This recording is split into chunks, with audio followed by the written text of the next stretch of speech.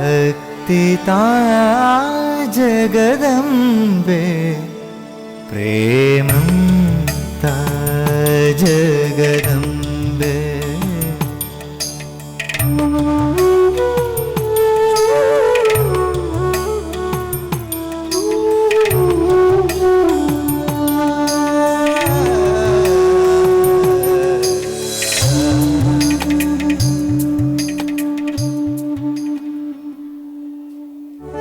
പ്രേമസ്വരൂപികളും ആത്മസ്വരൂപികളായിരിക്കുന്ന എല്ലാവർക്കും നമസ്കാരം.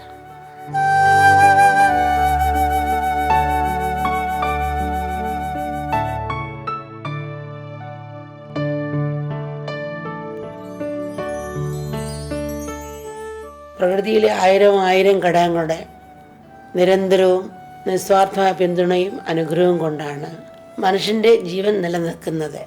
ഓരോ ഹൃദയമെടുപ്പിലും പ്രകൃതിയിലെ സൂക്ഷ്മവും സ്ഥൂലവുമായ നിരവധി അംശങ്ങളോട് നമ്മൾ കടമപ്പെട്ടിരിക്കുന്നു.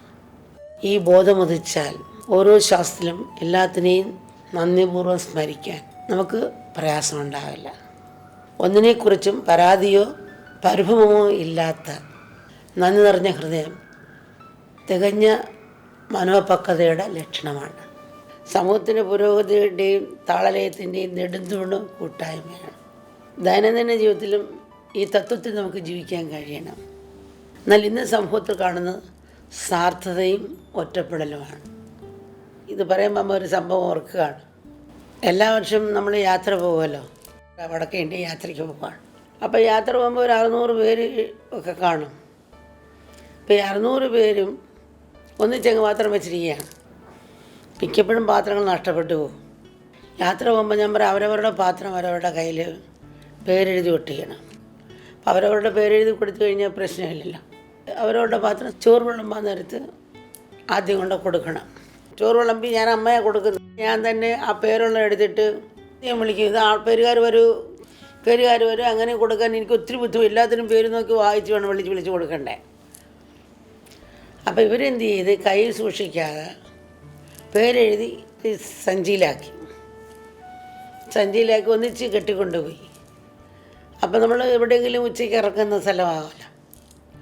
ഇറങ്ങുമ്പോൾ ശരി അവരവരുടെ പാത്രം എടുത്തുകൊണ്ട് വരാൻ പറയുമ്പം പാത്രമെല്ലാം അപ്പുറത്ത് കൊടുത്തിരിക്കുകയാണ്. ഈ എളുപ്പം എടുത്തുകൊണ്ട് വരാൻ പറഞ്ഞു. അങ്ങനെ എടുത്തുകൊണ്ട് വാ, കാരണം ഇവിടെ ചോറ് വെള്ളം വിടാൻ. ഇവർ പോയിട്ട് ഈ 600 പേരും കടന്ന് ഗുസ്തി ഇടിയും ബഹളവും ഒക്കെയായി. അങ്ങോട്ട് അവരവരുടെ പാത്രം തിരഞ്ഞെടുക്കണമല്ലോ പേരുള്ള. അപ്പോൾ ഇടിയായി, അങ്ങോട്ട് തെള്ളായി ഇങ്ങോട്ട് തെള്ളായി, പാത്രം കിട്ടാനുള്ള വെപ്രാളം കൊണ്ട് ഭയങ്കര ബഹളമായി. എന്നിട്ട് കുറച്ച് പേർക്ക് മാത്രമേ അവരുടെ പാത്രം കിട്ടി, 5-10 പേർക്ക്. ബാക്കിയുള്ള ഇങ്ങനെ തിരിഞ്ഞുകൊണ്ടിരിക്കുക എന്തല്ലോ. അപ്പോൾ മക്കളെ എന്ന് പറഞ്ഞു, നിങ്ങളുടെ കയ്യിൽ കിട്ടുന്ന പാത്രം ആ പേര് നോക്കി ആ പേരുകാരനെ വിളിച്ചു കൊടുക്കുക, അവരുടെ കയ്യിൽ കിട്ടുന്ന പാത്രം പേരുകാരനെ വിളിച്ചു കൊടുക്കുക. അപ്പോൾ ശാന്തമായി. അങ്ങനെ എടുത്ത് അങ്ങോട്ട് കൊടുത്ത് ഇവിടെ പാത്രം കൊടുത്തു കഴിഞ്ഞാൽ ഒരു ടെൻഷനും ഇല്ല, വെള്ളവും ഇല്ല, ഇടിയിലൊന്നുമില്ല. അങ്ങനെ മക്കൾ പാത്രം കൊണ്ടുവന്ന് ചോറ് മേടിച്ചു പോയി. നേരത്തെ 1 മണിക്കൂർ 1.5 മണിക്കൂർ കൊണ്ട് തിരഞ്ഞിട്ടും കിട്ടാത്തത് 5 മിനിറ്റ് പോലും എടുത്തില്ല. അങ്ങനെ ചെയ്തപ്പം സ്വന്തം പേരുള്ള പാത്രം തിരയാൻ ശ്രമിച്ചപ്പോൾ എന്ത് ബഹളമായ അടിയായി. പരസ്പരം കാരുണ്യമേ ഇല്ലായിരുന്നു. തനിക്കെന്നുള്ള പേടിയും ബഹളവും ഒക്കെ ആയി. കിട്ടിയതില്ല.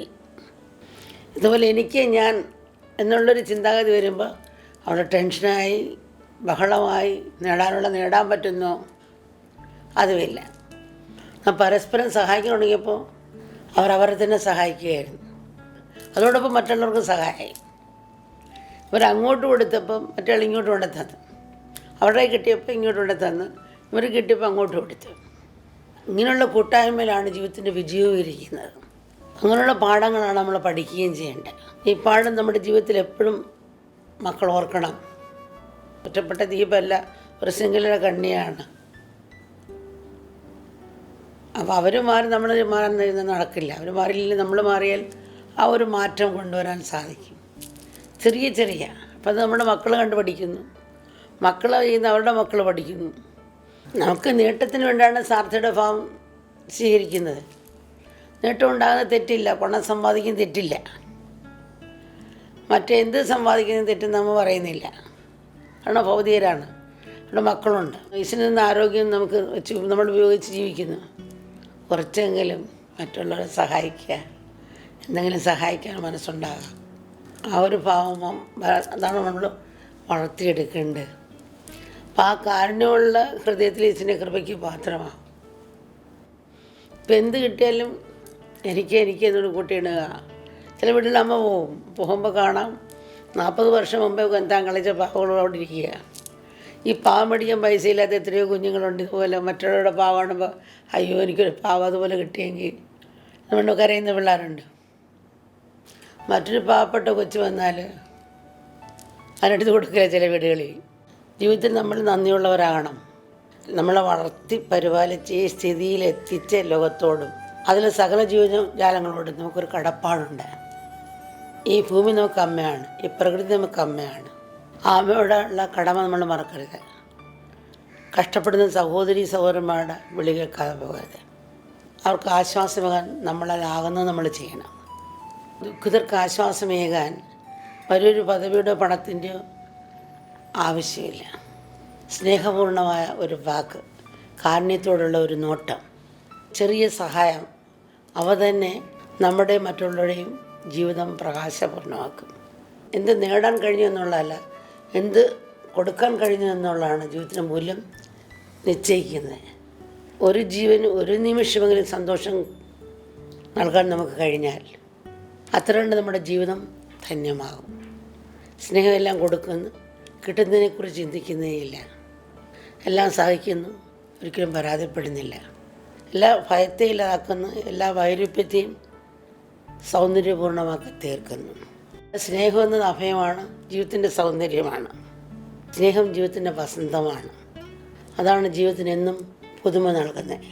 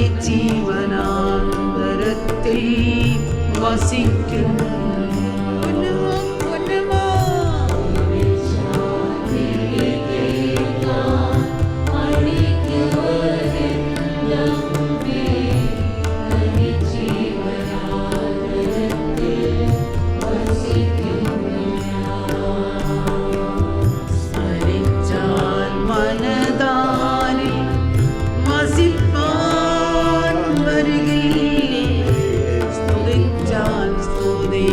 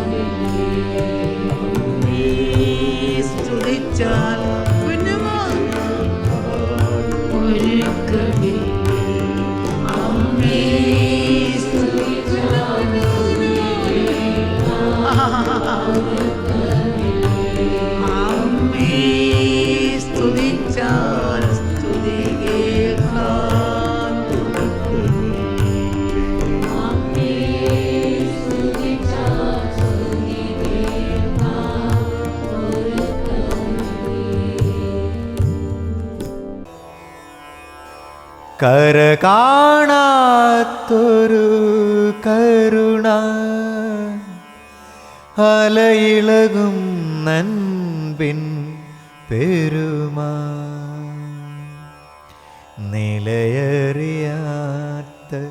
നിതാന്ത നിയോഗം നിലയറിയാത്ത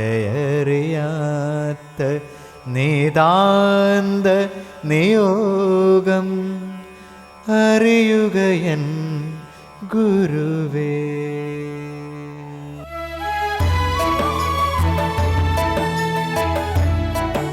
God is dancing everywhere, a play of light and shade, matter and consciousness. And this is the fundamental principle behind Amma's Ma Om meditation. Amma says that Ma is divine love and Om is divine light, the consciousness principle. They are inseparable.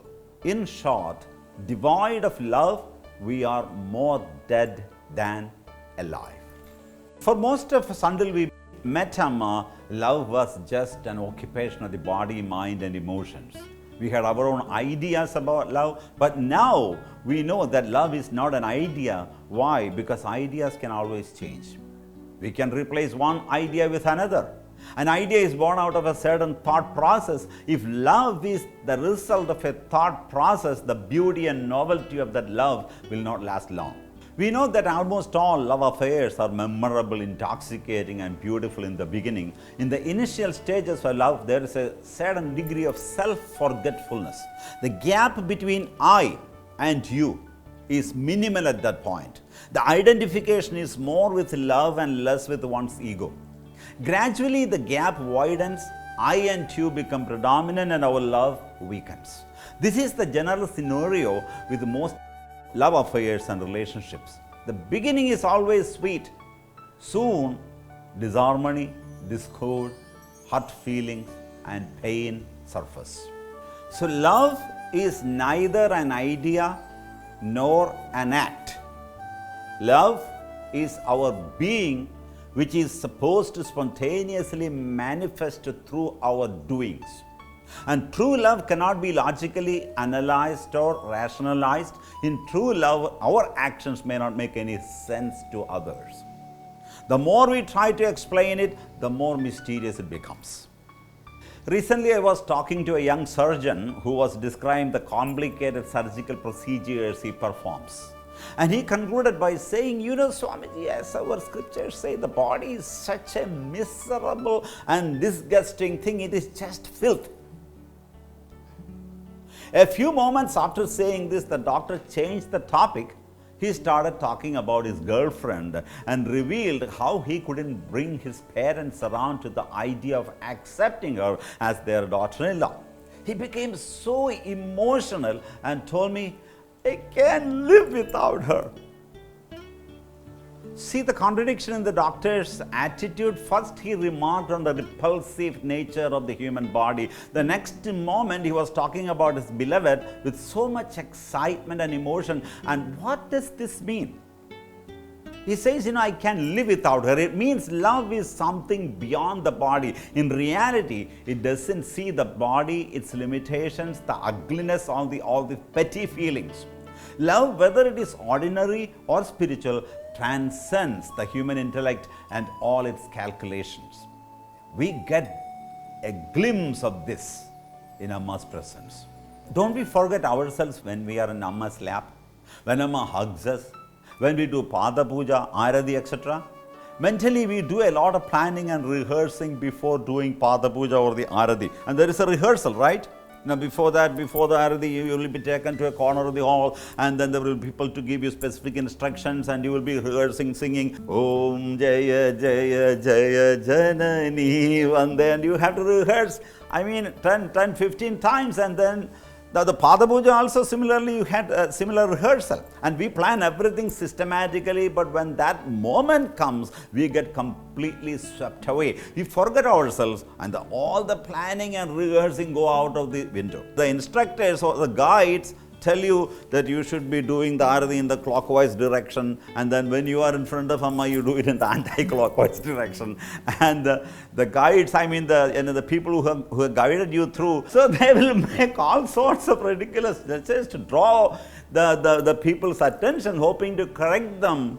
But they are absorbed. they are in a state of forgetfulness. And it is not their fault. It's a good thing, in fact. But I'm not asking you to do it intentionally or consciously. This is forgetfulness. Because you are absorbed, you are in love.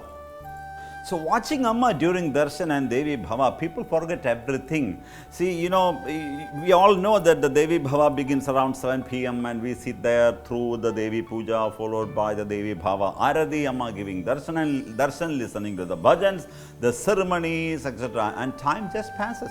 But we are not aware. And eventually when Devi Bhava comes to an end, after the blissful moments of Amma showering the flower petals on her children, we look at the watch and suddenly say, oh my God, it is 10 a.m. the next morning. And we neither slept nor ate. And this is love. A huge wave of love. There was no time. So that's why time is relative.